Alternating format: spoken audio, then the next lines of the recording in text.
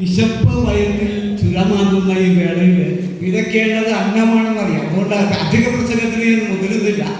അപ്പോൾ കഴിഞ്ഞവണ വാക്കിലയിൽ കവനം തൊട്ട് കൂടെ ഉണ്ടായിരുന്ന ഒരുപാട് പേരുണ്ട്. അപ്പോൾ നിങ്ങൾ വീണ്ടും വന്നു എന്നുള്ള ഒരു ചാരിതാർത്ഥ്യത്തിലാണ്. കാരണം സ്നേഹം വിതച്ചാൽ മാത്രമല്ല സ്നേഹം കൊയ്യാൻ പറ്റുള്ളൂ, അല്ലേ? വെറുപ്പ് വിതച്ചാൽ സ്നേഹം കൊയ്യാൻ പറ്റില്ല എന്നുള്ളൊരു സന്ദേശം അതാണ് ഞങ്ങൾ ഈ ക്യാമ്പിലൂടെ മനസ്സിലാക്കുന്നത്. അപ്പൊ ഇനിയും വെളിപ്പുറത്ത് വരില്ലേ? അപ്പൊ ഇനിയും വിളിക്കണേ എന്ന് പറഞ്ഞുകൊണ്ട് നമുക്ക്, കാരണം നമ്മളൊക്കെ കുഞ്ഞുണ്ണി മാഷും കുട്ടികളും എന്ന് പറഞ്ഞ പോലെ രാവുണ്ണി മാഷും കുട്ടികളും എന്നുള്ള രാവുണ്ണി മാഷും കുട്ടികളുമായിട്ട് രാവുണ്ണി മാഷ് കളിക്കുന്ന ആ വഴിയിലൂടെ നീങ്ങിക്കൊണ്ട് ഈ വിത കഴിഞ്ഞു, അല്ലേ? ഈ വിളയ്ക്കുന്ന ഇത് നമ്മൾ വെറുതെ വിത്ത് വിളച്ചതല്ല, അത് കൊയ്ത് നല്ലൊരു വിളയാക്കിയിട്ട് നമുക്ക് ഇനിയും വിത്തൊരുക്കിയിട്ട് മനസ്സൊരുക്കിയിട്ട് മണ്ണൊരുക്കിയിട്ട് വീണ്ടും വരാം, വീണ്ടും വിതച്ചാൽ മാത്രമേ കൊയ്യാൻ പറ്റൂ എന്നുള്ള ആ ഒരു സന്ദേശം ഓർമ്മിപ്പിച്ചുകൊണ്ട് ഇത്രയും ദിവസങ്ങൾ എനിക്ക് തോന്നുന്നത് വാക്കിലയിൽ പങ്കെടുത്ത ഒരുപാട് പേരുണ്ട്, അല്ലേ? അതിനേക്കാളൊക്കെ ഒരു പൂർണ്ണമായിട്ടുള്ളൊരു ക്യാമ്പായിട്ട് തോന്നിയത് ഇതാണെന്ന് പറഞ്ഞാൽ സമ്മതിക്കുമോ? അതിനേക്കാൾ പൂർണ്ണതയുള്ള ക്യാമ്പായിട്ട്. കാരണം എനിക്ക് തോന്നിയത് അന്ന് അതിനേക്കാൾ തിരക്കൊഴിഞ്ഞ, കാരണം മറ്റേത് ഒരുപാട് തിരക്കുകൾക്കിടയിലൂടെ ടെൻഷനിടയിലൂടെ നമ്മൾ കടന്നുപോയി. അപ്പോൾ കുറച്ചുകൂടി പൂർണ്ണത വെറും ഒരാഴ്ച അല്ലെങ്കിൽ 12 ദിവസം വേണ്ടാണ് മാഷ് ഇത് വിഭാവനം ചെയ്ത് നടപ്പിലാക്കാൻ പറഞ്ഞത്.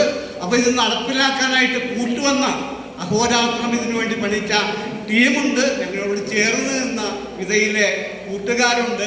എല്ലാവരോടും കോർ കമ്മിറ്റിയുടെ പേരിൽ അഭിവാദ്യങ്ങൾ അറിയിച്ചുകൊണ്ട് വീണ്ടും വെളിപ്പുറത്ത് വരണേ എന്ന് മാത്രം പറഞ്ഞുകൊണ്ട് നിർത്തുന്നു. നന്ദി. പ്രിയപ്പെട്ടവരെ, ഞാൻ നന്ദി പറയാൻ ഒരുപാട് പേരുടെ പേര് ഇവിടെ ഇങ്ങനെ എഴുതി വെച്ചു, മറന്നു പോകാതിരിക്കാൻ. പക്ഷേ വൈകിയ വേളയിൽ എല്ലാവർക്കും ഒറ്റ വാക്കിൽ നന്ദി പറയാണ്. പിന്നെ മറ്റൊരു കാര്യം പറയട്ടെ, മാഷ് ഈ വിത ക്യാമ്പിന്റെ കൺവീനറായിട്ട് തിരഞ്ഞെടുത്തപ്പോൾ മറ്റാരുടെയോ കുപ്പായം വാങ്ങിയിട്ട പോലെയാണ് എനിക്ക് ഫീൽ ചെയ്തത്. എനിക്കൊരിക്കലും ഇതിനോട് യോജിക്കാനായിട്ട് മാനസികമായിട്ട് പറ്റുന്നില്ല. കാരണം മാഷ് പറയുന്ന എന്ത് ജോലി വേണമെങ്കിലും ഞാൻ ചെയ്യും, അത് എനിക്ക് ആത്മാർത്ഥമായിട്ട് ചെയ്യാൻ എനിക്ക് കഴിയും. പക്ഷെ ഒരു കൺവീനർഷിപ്പ് എന്ന് പറയുമ്പോൾ അത് ഭയം ഉണ്ടായിരുന്നു മനസ്സിൽ. ശ്രീജയുടെ കുപ്പായാണോ അപർണയുടെ കുപ്പായാണോ ഞാൻ വാങ്ങിയിട്ടെന്ന് എനിക്കറിയില്ല. എന്നിരുന്നാലും സഹകരിച്ച എല്ലാവരോടും നന്ദി. മറ്റൊന്ന്, ഓരോ ക്യാമ്പ് കഴിയുന്തോറും ഞാൻ ചെറുതായി വരുന്ന പോലെ ഒരു ഫീലാണ് എനിക്ക് തോന്നുന്നത്. കാരണം എൻ്റെ ചുറ്റുമുള്ള ഈ ലോകം വലുതായി വരിക. അപ്പം ഞാൻ എത്രത്തോളം വലുതായാലും ആ വലിപ്പത്തിൽ ഞാൻ കടുകുമണിയോളം ഇങ്ങനെ ചെറുതായി പോരുകയാണ്. അപ്പം എനിക്ക് ഇനിയും ചെറുതാവണം, ചെറുതായി പോകണം. അതിന് ഇനിയും ഒരുപാട് ക്യാമ്പുകളിൽ പങ്കെടുക്കണം എന്ന് നല്ല ആഗ്രഹമുണ്ട്. ബിജുമാഷോട് പ്രത്യേകം നന്ദി പറയാണ്. അതുപോലെ നമ്മുടെ രാമനേട്ടൻ ചുണ്ടിലൊരു ചിരി ഇങ്ങനെ ഒളിപ്പിച്ച് വെച്ച് തുറന്ന് ചിരിക്കണം ഞാൻ കണ്ടിട്ടില്ല കേട്ടോ. അതുകൊണ്ടാണ് മാഷ് തുറന്ന് ചിരിക്കണം. ഇനി ചേച്ചിയും നമ്മുടെ കൂടെ തന്നെ സജീവമായിട്ടുണ്ടാവും എന്നാണ് ഞാൻ ആഗ്രഹിക്കുന്നത്.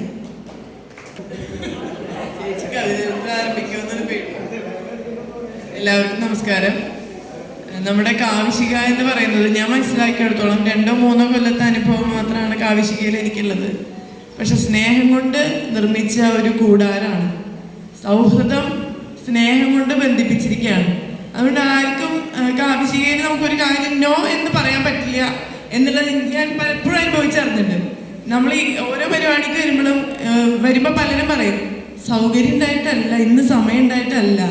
എന്നാലും രാവുണ്ണി മാഷ് പറയുമ്പോൾ, ഇത്രയും തിരക്കുള്ള മാഷ് പറയുമ്പോൾ എങ്ങനെയാണ് നമുക്ക് പറ്റാതിരിക്കുക എന്നുള്ളൊരു കാര്യം. അതുപോലെ തന്നെയാണ് എല്ലാവരും. അപ്പോൾ ഈ സ്നേഹക്കൂട്ടായ്മ എന്നും നിലനിൽക്കണം എന്നുള്ളതാണ് എൻ്റെ ഒരു ആശ. നിലനിൽക്കുന്ന എനിക്കറിയാം. പിന്നെ രാവുണ്ണി മാഷായാലും നമ്മളായാലും നിങ്ങൾ ഓരോരുത്തരാണെങ്കിലും ക്യാമ്പങ്ങളായിട്ടുള്ള ഓരോരുത്തരാണെങ്കിലും എല്ലാവരും നമുക്കൊരു ആവശ്യമുണ്ട്, അല്ലേ? ഞാൻ പക്ഷേ ഈ കുട്ടികളെയാണ് കൂടുതലായിട്ട് ഞാൻ ഓർക്കുന്നത്. എൻ്റെ മോൻ്റെ 2ാമത്തെ മകൻ്റെ പ്രായമാണ് ഈ കുട്ടികൾക്കൊക്കെ. പക്ഷെ എൻ്റെ വീട്ടിലൊരു കാര്യം പറഞ്ഞാൽ എൻ്റെ മകൻ ചിലപ്പോൾ ഇത്ര കാര്യമായിട്ട് ചെയ്തു തരില്ല. ഇത്രയും ദിവസത്തിനിടയ്ക്ക് അമ്മയ്ക്ക് വേറെ പണിയില്ലേ എന്ന് ചോദിക്കും. ഞാനിപ്പോൾ ക്യാമ്പിന് വരികയെന്ന് പറഞ്ഞു കഴിഞ്ഞാൽ അമ്മയ്ക്ക് തലയ്ക്കസുഖമെന്നും പറയും വേണമെങ്കിൽ. അപ്പോൾ അങ്ങനെയുള്ള മക്കളുടെ കാലഘട്ടമാണ്. അപ്പോൾ ഇവര് എന്തെന്ന് വേണ്ട ചേച്ചി, എന്താ ചെയ്യേണ്ട ചേച്ചി, നമുക്ക് പോണ ചേച്ചി നമുക്ക് കേൾക്കുമ്പോഴുള്ളൊരു സന്തോഷം ഉണ്ടല്ലോ. നമ്മുടെ കുട്ടികളെ പോലെ തന്നെയാണ് അവര്. പിന്നെ എൻ്റെ ഇജാസ് മോൻ്റെ വർത്തമാനം കേട്ടപ്പോൾ സത്യത്തിൽ എനിക്ക് ഒന്നും കൂടി കോളേജിൽ പോയി പഠിക്കണമെന്നും ഒന്ന് തീപ്പൊരിയായി മാറണമെന്നും ഒരു ആശ തോന്നി എന്നുള്ളതും കൂടി പറയട്ടെ. ഒപ്പം നമ്മുടെ കോർഡിനേറ്റർ ബിജു മാഷ് പറയാതെ വയ്യ. സാധാരണ നമ്മളിങ്ങനെ പുറമേ നിന്നുള്ള ഒരാളാണ് കോർഡിനേറ്ററെങ്കിൽ സ്ഥാനത്തിന് മാത്രമാണ്, ആ പേരിന് മാത്രമാണ് അവിടെ ഉണ്ടാവുക. നമ്മുടെ ഒപ്പം അധികം ഒരു പ്രസൻസ് ചിലപ്പോൾ കിട്ടിയെന്ന് വരില്ല. പക്ഷെ ബിജു മാഷ് ഓരോ നിമിഷത്തിലും നമുക്ക് നമ്മുടെ തലയിൽ ക്ലിക്ക് ചെയ്യാത്ത ഐഡിയാസ് വരെ നമുക്ക് പറഞ്ഞു തന്ന് നമ്മൾ മോട്ടിവേറ്റ് ചെയ്തു. വൈകിയ വേളയിൽ ഇത്രയും നിർത്താണ്. നാളെ ആയാലും എന്നായാലും എപ്പോഴായാലും ഒരു വിളിപ്പുറത്ത് നമുക്ക് എല്ലാവരും ഉണ്ടാവും. പ്രിയമുള്ളവരെ, എല്ലാവർക്കും നമസ്കാരം. എന്തു പറയണമെന്ന് എനിക്ക് അറിയില്ല. ഒരു ദിവസം രാവുണ്ണി മാഷ് എന്നെ വിളിക്കുന്നു. രാവുണ്ണി മാഷിനെ ഞാൻ മനസ്സിലാക്കിയത് കവിതകളിലൂടെയാണ്. കേരള സർവകലാശാലയിൽ അദ്ദേഹത്തിൻ്റെ കവിതകൾ പഠിപ്പിച്ചിട്ടുള്ള ഒരു അധ്യാപകൻ എന്ന നിലയിലും ഒക്കെ രാവുണ്ണി മാഷിനെ ഇങ്ങനെ അകലെ നിന്ന് പല വേദികളിലും വെച്ച് കണ്ടുപോകുന്ന ഒരാളായിരുന്നു ഞാൻ. കഴിഞ്ഞ കേരളീയത്തിലും അദ്ദേഹം കവിത ചൊല്ലാനുണ്ടായിരുന്നു. ഞാനും തിരുവനന്തപുരത്ത് വേദിയിൽ ആ വേദിയിൽ തന്നെ കവിത ചൊല്ലാനുണ്ടായിരുന്നു. പക്ഷേ രാവുണ്ണി മാഷിനെ ഞാൻ ശ്രദ്ധിച്ചത്, ഞാൻ ബുക്കാസായുടെ നിലവിൽ തന്നെ ഒരു ഏരിയ സെക്രട്ടറിയും സംസ്ഥാന കൗൺസിൽ അംഗവുമാണ്. ഏരിയ സെക്രട്ടറി സ്ഥാനം ഒഴിവാകാതെ ഇങ്ങനെ പോകുന്നത് ഒഴിവാക്കാത്തത് കൊണ്ട് കൂടിയാണ് എന്നത് എല്ലാ വെള്ളിയാഴ്ച ഇവിടെ നിന്ന് നാട്ടിലേക്ക് പോകുന്ന എനിക്ക് എല്ലാ ഞായറാഴ്ചയും തിരിച്ചു വരാനുള്ള ഒരവസരമൊക്കെ ഇങ്ങനെ ഉള്ളത് കൊണ്ട് തന്നെയാണ് അങ്ങനെ പ്രവർത്തിക്കുന്നത്. അപ്പോൾ രാവുണ്ണി മാഷ് പറഞ്ഞു, കാവ്യശിഖയിൽ ഞാനും അംഗമാണ്, എൻ്റെ കവിതകളൊക്കെ അതിനകത്തും വന്നും പോകുന്നുണ്ട്. അപ്പോൾ അങ്ങനെ ഒരാളെ ഇതിൻ്റെ ഭാഗമാക്കാൻ രാവുണ്ണി മാഷ് കാണിച്ച സ്നേഹം, ചെയ്യാമൽ ചെയ്യും ഉദവിക്ക് വൈയകമും വാനകമും ആറ്റൽ അരുത്, തിരുക്കുറലാണ്. ആരും ഞാൻ പ്രതീക്ഷിക്കാതിരിക്കുമ്പോൾ എനിക്ക് അങ്ങനെ ഒരു കർമ്മം ചെയ്തുവെങ്കിൽ അതിനി ആകാശമോ ഭൂമിയോ പകരം കൊടുത്താലും പകരമാവില്ല. അങ്ങനെ ഒരു കർമ്മമാണ് എൻ്റെ ജീവിതത്തിൽ എനിക്ക് രാവുണ്ണി മാഷ് ചെയ്തത്. അപ്പോൾ ഇത് അറിഞ്ഞ ഉടനെ ഞാൻ ഇജാസിനെ വിളിച്ചു, മക്കളെ, നമ്മുടെ കോളേജിൽ കേരളം മുഴുവൻ വരികയാണ്, നമുക്ക് എന്ത് ചെയ്യാൻ പറ്റും? നിങ്ങളുണ്ടെങ്കിൽ ഞാൻ ബലമുള്ളവനാണ്. അപ്പോൾ ഇജാസ് തന്നെ പറഞ്ഞു, മാഷേ, നമുക്ക് ഇവിടെ തന്നെ അത് നടത്തണം. കാരണം തമ്പോല പൊട്ടി നടന്ന കുട്ടികളെയൊക്കെ വാക്കിലത്തുമ്പിലേക്ക് കൊണ്ടുവരുന്ന ഇജാസും അതുപോലെ തന്നെ ഹബീബുമൊക്കെ എനിക്ക് വലിയ അഭിമാനമാണ്. ഞാനൊരു സ്റ്റാഫ് അഡ്വൈസർ എന്ന നിലയിൽ അഹങ്കരിച്ച് പറയുന്നതല്ല. അവർ തന്നെ പറയും, നമ്മുടെ സർഗാത്മക കലാലയത്തെ നമുക്ക് തിരിച്ചു കൊണ്ടുവരണം. ആ തിരിച്ചു കൊണ്ടുവരലിന് വളരെയധികം ശ്രദ്ധിക്കുന്നവർ ഒപ്പമായിരിക്കുന്ന ഇത്രയും ആളുകൾ വെറും ആളുകളല്ല, അക്ഷരത്തിൻ്റെ ആരൂപങ്ങളാണ്. രാവുണ്ണി മാഷിൻ്റെ തലയിലെ തിളക്കം എന്ന് നിങ്ങൾ തമാശയ്ക്ക് പറഞ്ഞാൽ അത് അക്ഷരവട്ടമാണ് എന്നത് നമ്മൾ മനസ്സിലാക്കുന്നുണ്ട്. അപ്പോൾ എന്തുകൊണ്ടും അതിൻ്റെ ഭാഗമായി പ്രവർത്തിക്കുമ്പോൾ മാഷിനോട് ഞാൻ പറഞ്ഞു, എൻ്റെ കലാലയത്തിലെ ചില കുട്ടികൾ, പക്ഷേ നിങ്ങളുടെ കലാലയത്തിലെ കുട്ടികളെ ഉൾപ്പെടുത്തിയിട്ടേ ഞങ്ങൾ അവിടേക്ക് വരികയുള്ളൂ. അങ്ങനെ കുറേ കുട്ടികൾ നിന്ന് ചില കല്യാണവും പല ആവശ്യങ്ങളുമായിട്ട് പോയതാണ്. പക്ഷേ അവർക്കും ഇതൊരു വലിയ അനുഭവമായി. എന്തുകൊണ്ടും നമ്മൾ തിരിച്ചറിയുക, കേരളവും അല്ലാതെ ഈ ഫാസിസത്തിൻ്റെ പിടിയിലാണ്. ഒറ്റ വരി ഞാൻ പറഞ്ഞു, ഈ ഓഗസ്റ്റ് 15-ന് ആകാശവാണിക്ക് ഒരു പാട്ട് എഴുതി കൊടുക്കണമെന്ന് പറഞ്ഞു. ഞാൻ പാട്ടെഴുതിയപ്പോൾ അവരെനിക്ക് ഇങ്ങോട്ടൊരു വിളി, ഒരു വാക്ക് മാറ്റുമോ? ആ പാട്ട് അവർ ആകാശവാണി ചെയ്തു, പക്ഷെ വാക്ക് മാറ്റാൻ ഞാൻ തയ്യാറ്. അതായത്, ഇന്ത്യ എന്ന പേരിലുണ്ടൊരായിരം കിനാവുകൾ ചൊരിഞ്ഞു പൂർവികർ നമുക്ക് തന്നൊരാ സ്വതന്ത്രത. ഇന്ത്യയാണ് മാറ്റേണ്ടത്. നിങ്ങൾ മനസ്സിലാക്കുക. ഞാൻ പറഞ്ഞു, അതിലെ മാറ്റി എന്താക്കണം? ഭാരതം ചേർക്കാൻ പറ്റും. നമ്മൾ മനസ്സിലാക്കാൻ ഞാൻ തമാശ പറയുന്നതല്ല. ഞാൻ പറഞ്ഞു, ഭാരതം എനിക്ക് ശരിയാക്കാൻ പറ്റില്ല, ഈ വാക്കിന് നിങ്ങൾ അത് ചെയ്യുമെങ്കിൽ ചെയ്യുക. ആകാശവാണി ഓഗസ്റ്റ് 15-ന് അത് മാറ്റിയില്ല, അങ്ങനെ തന്നെ ചെയ്തു. പക്ഷേ ഞാൻ സ്വരാജ്യ നന്മകൾ എന്ന് കൊടുത്തെടുത്ത നന്മകളെ മാറ്റി ഭാരതം എന്നവർ അതിനകത്തിട്ട് അത് ചെയ്തു എന്നത് പിന്നീട് ഞാൻ മനസ്സിലാക്കി. ഇന്ത്യ എന്ന പേരിലുണ്ടൊരായിരം കിനാവുകൾ ചൊരിഞ്ഞു പൂർവികർ നമുക്ക് തന്നൊരാ സ്വതന്ത്രത. വിന്ധ്യനോളമുണ്ടവർക്കുയിർബലം ഉദാരമായി നെഞ്ചിലൂർന്നുറഞ്ഞ നന്മകൾ നിറഞ്ഞു ഗംഗ പോൽ. മുന്നിലുണ്ടുറച്ചുയർന്നു നിൽക്കും ഈ ഹിമാലയം, ഉള്ളിലുണ്ടുയിർവികാരമായി സ്വരാജ്യ നന്മകൾ സത്യധർമ്മ സ്നേഹശാന്തി പാഠപുസ്തകങ്ങളാൽ ഉജ്ജ്വല ചരിത്രമാരചിച്ചു കർമ്മയോഗികൾ. ഇങ്ങനെ നീണ്ടുപോകുന്ന വരിയാണ്.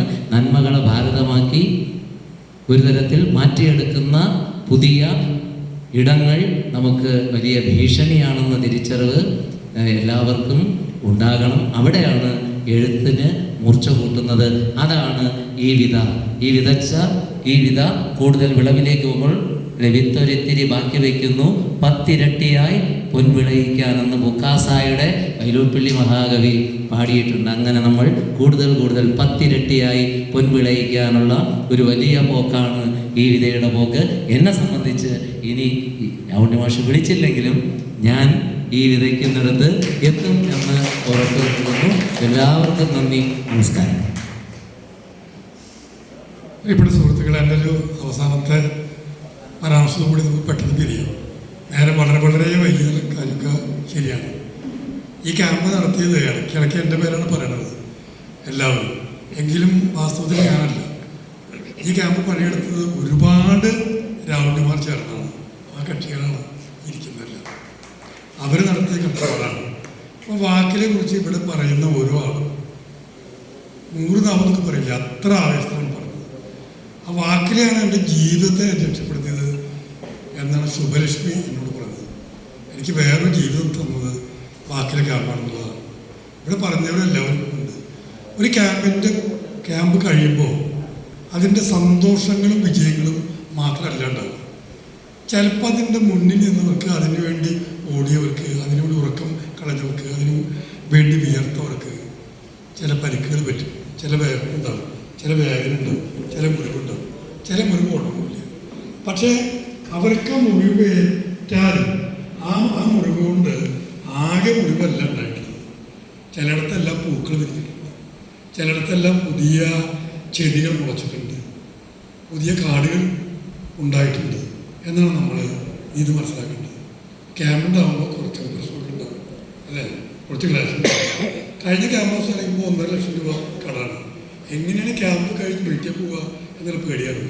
ഇന്നിപ്പോൾ അത്ര ടെൻഷനൊന്നുമില്ല. ഇന്നിപ്പോൾ നമുക്കത് പരിഹരിക്കാൻ പറ്റുന്ന ഏത് ആപത്തിനും കൂടെ നിൽക്കുന്നൊരു വലിയ സ്നേഹ കൂട്ടായ്മയുടെ പേരാണ് കാവിശിക എന്നുള്ളത്. കാവിശിക വലിയ സംഘടനയുടെ ഓഫീസിൽ ഒന്നുമില്ല, കുറേ ആൾക്കാരുണ്ട്. അങ്ങോട്ടും ഇങ്ങോട്ടും ഏറ്റവും അടുപ്പുള്ളവരാണ്. അങ്ങോട്ടും ഇങ്ങോട്ടും എന്ത് കാര്യം വിളിച്ച് പറയാം, കൈ വിടില്ല, ചേർത്ത് പിടിക്കും. അങ്ങനെ നിൽക്കുന്ന കുറച്ച് ആൾക്കാരാണ്. അത് കുറച്ച് ആൾക്കാരല്ല, അത് കുറേ ആൾക്കാരാണ്. അതിങ്ങനെ ഓരോന്ന് കഴിയുമ്പോഴും പരന്ന് പോകുന്നതാണ്. എല്ലായിടത്തും കാവിശിക ഉണ്ടാവുന്നതല്ല, എല്ലായിടത്തും ഇങ്ങനെയുള്ള കവികളുടെ കൂട്ടായ്മ ഉണ്ടാവുകയും എഴുത്തിനെ കൈവിടാത്ത ജീവിതം നമുക്ക് ഉണ്ടാവും ആണ് വേണ്ടത്. കാരണം ഏറ്റവും പ്രധാനപ്പെട്ടത് എഴുതുക എന്നുള്ളതിനാണ്. സാഹിത്യം ചെറിയൊരു കാര്യമല്ല, അത് നമ്മളെക്കാൾ വലുതാണ്. ഈ ലോകത്ത്, ഈ കാലത്ത് നമുക്ക് ചെയ്യാൻ കഴിയുന്ന ഏറ്റവും പ്രധാനമായ കാര്യം എഴുതിക്കൊണ്ടേയിരിക്കുക എന്നതാണ്. അതുകൊണ്ട് പേന താഴെ വയ്ക്കുന്ന ഓരോ ആളുടെയും അടുക്കൽ ചെന്ന് ആ പേന തിരികെ കൊടുത്ത് അവരുടെ ചെവിയിൽ എഴുതുക എഴുതുക എഴുതുക എന്നാണ് നമ്മൾ പറഞ്ഞുകൊണ്ടിരിക്കുന്നത്. ആ വലിയ പ്രവൃത്തിയാണ് ചെയ്യുന്നത്. എഴുതുമ്പോൾ നമ്മൾ ശക്തരായി തീരും. എഴുതുമ്പോൾ നാം കടൽ കിടക്കും. എഴുതുമ്പോൾ നാം നമ്മുടെ ജീവിതത്തിലെ വ്യാധികളെയും ആധികളെയും ഇല്ലായ്മ ചെയ്യും. അങ്ങനെ ഒരു എഴുത്തിൻ്റെ വയലുണ്ടാക്കാനുള്ള ഈ വയലുമായി ബന്ധപ്പെട്ട വാക്കുകളാണ് അത് നമ്മളെ ഇടയ്ക്കിടയ്ക്ക് പറഞ്ഞുകൊണ്ടിരിക്കുന്നത്, നമ്മൾ ഉപയോഗിച്ചുകൊണ്ടിരിക്കുന്നത്. ഒരു വയലാണ് എഴുത്തിൻ്റെ വയൽ, അക്ഷരവയൽ. ഇതുണ്ടാക്കാനാണ് നമ്മൾ ചെയ്യുന്നത്. ഈ കാര്യത്തിന് വേണ്ടി നമ്മൾ ഒന്നും എവിടുന്ന് കൊണ്ടുവരുന്നില്ല. ഇതിന് വേണ്ടി വരുന്ന ചിലവെന്നുള്ളത് നമ്മളെല്ലാവരും ചേർന്നെടുക്കും. ഇനിയും അടുത്ത പരിപാടിക്കും ഓർമ്മ വേണം, എൻ്റെ പേര് മറക്കരുത് എന്ന് പറയുന്നുണ്ടെങ്കിൽ അത് ഇവിടെ നിന്ന് നിങ്ങൾക്ക് കിട്ടിയൊരു ബലമാണ്. ആ ബലം എന്താണ്? ആ ബലം കൂട്ടാൻ വേണ്ടി ഒരു വ്യക്തി തരുന്നതല്ല, അത് നമ്മളെല്ലാവരും ചേർന്നിരിക്കുന്നതിൻ്റെ ഒരു ബലമാണ്. നമ്മളെല്ലാവരും മാത്രം ചേർന്നിരുന്നാൽ പോരാ. ഈ ചേർന്നിരിക്കലിലേക്ക് വരേണ്ട ഒരുപാട് പേരും അപ്പുറത്തും ഉണ്ട്. അവരെ കൂടി ചേർത്ത് പിടിച്ച് പോകാന്നുള്ളതാണ്. ജോസിൽ എന്തിനാണ് ഞാൻ ജോസിനോടൊരു കണക്കിനെന്ന് എനിക്ക് മനസ്സിലാവില്ല. എനിക്ക് ഈ മതരാഷ്ട്രവാദികൾ എൻ്റെ ശത്രുക്കളാണ്. മതരാഷ്ട്രവാദികൾ ഒഴികെ എല്ലാ മനുഷ്യരും എൻ്റെ മക്കളാണ്, എൻ്റെ സഹോദരന്മാരാണ്, എൻ്റെ മക്കളാണ്. അപ്പം ഞാനൊരാളെയും അകറ്റുക എന്നൊരു പരിപാടിയില്ല. എല്ലാവരെയും ചേർത്ത് പിടിക്കാനുള്ള ഞാൻ ചെയ്യേണ്ടത് എന്ന് മാത്രമല്ല, മനുഷ്യരായിരിക്കുന്ന ഓരോ ആളും ചെയ്യേണ്ടത്, മനുഷ്യരാണെന്ന് വിചാരിക്കുന്നത് ചെയ്യേണ്ടത് ചേർത്ത് പിടിക്കുക എന്നുള്ളതാണ്, തൊടുക എന്നുള്ളതാണ് സ്നേഹത്തിൻ്റെ അടയാളം. അത് നമ്മൾ ചെയ്യാവുന്നതാണ്.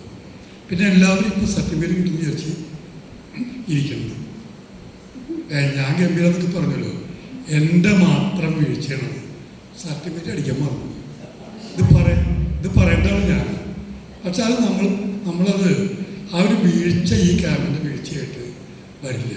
ആ വീഴ്ച പരിഹരിക്കും, സർട്ടിഫിക്കറ്റ് അടിക്കും, നിങ്ങളുടെ വിലാസത്തിൽ നിങ്ങളുടെ വീട്ടിലേക്ക് ഞാൻ ഒപ്പിട്ട് അയച്ച് തരും.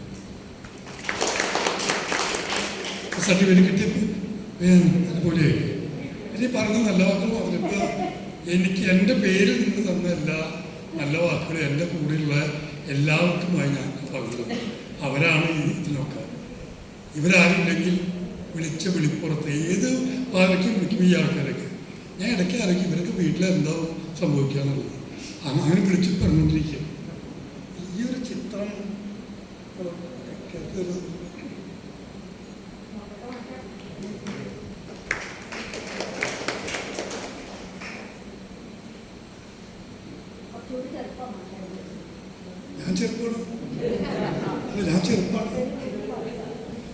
ഞാൻ വളരെ ചെറുപ്പമാണ്.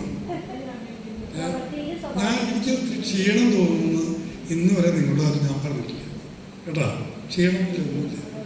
ഞാൻ പറഞ്ഞത് എനിക്ക് രജനി എന്നെ ഓർത്തുകൊണ്ട് വരച്ചു ഇത്രയും ദിവസം ഈ ചിത്രം എന്നുള്ളത്. ആ ചിത്രം നന്നായിട്ട് ഫ്രെയിം ചെയ്ത് എന്നെ തിരിച്ചേൽപ്പിച്ചു എന്നുള്ളത് എൻ്റെ ജീവിതത്തിൽ വലിയൊരു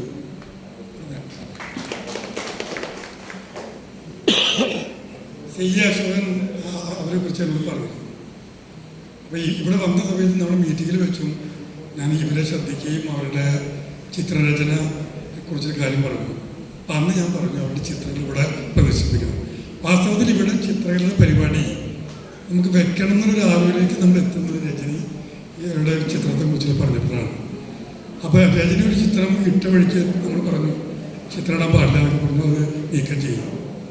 അപ്പോൾ തീർച്ചയായിട്ടും ഇങ്ങനൊരു ചിത്രം വരച്ച് തന്നുള്ളത് എനിക്ക് ജീവിതത്തിൽ ലഭിച്ച ഏറ്റവും വിലപ്പെട്ട സമ്മാനങ്ങളിൽ ഒന്നായിട്ട് ഞാൻ കാണുന്നത്. എൻ്റെ നിത്യമായ സ്നേഹത്തെ ഞാൻ പ്രകടിപ്പിക്കുന്നു. നമ്മുടെ ജീവിതത്തിലേക്കും നമ്മുടെ മറ്റു പ്രവൃത്തികളിലേക്കും എഴുത്തിലേക്കും വായനയിലേക്കും തിരികെയാണ്. എല്ലാ മീറ്റിങ്ങിലും ഞാൻ പറയാറുണ്ട്, എല്ലാവരും വായനശാലയിൽ പോയി മെമ്പർഷിപ്പ് എടുക്കണം, പുസ്തകം തുറന്ന് വായിക്കണം, വായിച്ച് നമ്മുടെ എഴുത്തിനെ രക്ഷപ്പെടുത്തണം. ആരും ഒറ്റയ്ക്കാണെന്ന് തോന്നരുത്. തോന്നുമ്പോൾ പരസ്പരം വിളിക്കുക, വീടുകളിൽ പോയി കാണുക, പരസ്പരം ചേർത്ത് വിളിക്കുക, ക്യാമ്പ് ഉണ്ടാകുമ്പോൾ ഓടി വരിക, ക്യാമ്പ് ഇല്ലാതെ ചേർന്ന് വിളിക്കുക.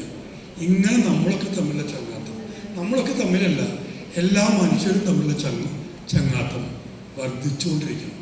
നമ്മുടെ കൂട്ടത്തിൽ ഇപ്പോൾ നമ്മൾ പറഞ്ഞു വെക്കുന്നുണ്ടല്ലോ, നമ്മുടെ ദളിതരെ കുറിച്ച് പറയുക മാത്രമല്ല, അല്ലെങ്കിൽ ട്രാൻസ്ജെൻഡേഴ്സിനെ കുറിച്ച് പറയുക മാത്രമല്ല ചെയ്യേണ്ടത്. ട്രാൻസ്ജെൻഡേഴ്സിനെ നമ്മൾ ഫോണിൽ വിളിക്കുകയും അവരെ എഴുതിയത് വായിക്കുകയും അവരെ ചേർത്ത് വിളിക്കുകയും അവർ സംസാരിക്കുകയും വേണം. ഇതെല്ലാവരും വേണം. എല്ലാ നാനാജാതി മതസ്ഥരായവരെ നമ്മൾ വിളിച്ചുകൊണ്ടിരിക്കണം, കണ്ടുകൊണ്ടിരിക്കണം. ഇത് എഴുത്തിൽ മാത്രം കാണിക്കുന്ന സമയമല്ല, വർത്തമാനം പറയേണ്ട സമയമല്ലാതെ. എന്നാലും ഒന്നും പറഞ്ഞ് തീർത്തില്ല എന്ന് മാത്രം പറഞ്ഞുകൊണ്ട് ഈ ക്യാമ്പിലേക്ക് വന്നു ചേർന്ന എല്ലാ സുഹൃത്തുക്കളോടുമുള്ള അപാരമായ സ്നേഹം പ്രകടിപ്പിച്ചുകൊണ്ട് നിർത്തുന്നു.